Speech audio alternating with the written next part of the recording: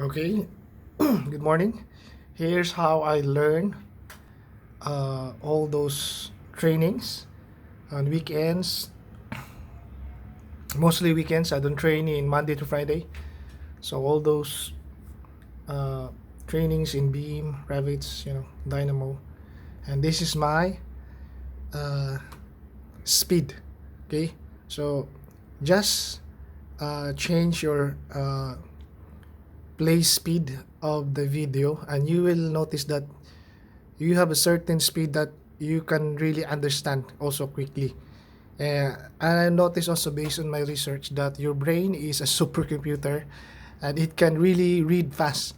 You don't play it in a normal speed, because if you play it at normal speed, you feel sleepy.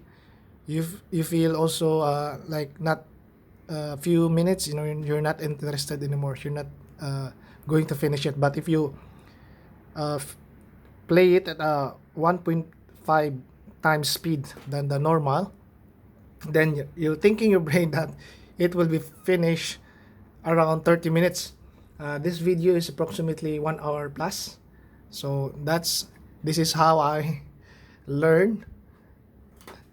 Standards. The question of So what to that's why include I'm is sharing always an this one. important one. In this movie, we will focus on the so-called loadable items. In other words, we will discuss the families that can be loaded into the file using the load family command, and we'll be talking as much about what to include as perhaps what not to include. So I'd like to show you a few examples in the file that I have here on screen, just to kind of get you thinking in the right frame of mind. So really the main goal that we want to get at here in this movie is, what experience do you want your users to have when they create a file with this template? With the system families, there's really not much that we have to do there, because every system family is already part of Revit. But when it comes to the loadable families, those families which we have to load in externally, we have to make a conscious decision about which ones to include. Now, if you're not sure exactly which ones are which, let's quickly review that. So there are some obvious examples, things like walls, roofs, ceilings. These are system families. So those are already here, and if you followed the Creating Revit Templates system settings course, then we've already discussed those at length in that course. So you can go back and review those movies there for more information on that. But when you talk about things like doors, windows, columns, furniture, equipment, these are loadable families or non-system families. It's actually possible to have a project file that doesn't have any doors in it at all, or doesn't have any windows in it at all. And if you hit upon one of these categories that doesn't have an item loaded, then Revit will display a dialog and tell you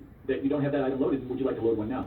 So one way that you can tell is by going to the button in question. And so, for example, if I click the wall button and I look over here, there is no load family button. So that's a So system this family one because is, it for doesn't me, have it's a load little option. So if I click the faster. door button, there's a I will load family just button go right to here. So the 1.5. easiest way that you can tell whether you're dealing with a loadable family or a system family is to just look for that load family button when you run the command. Okay? So that's basically what we're talking about here, is those loadable families.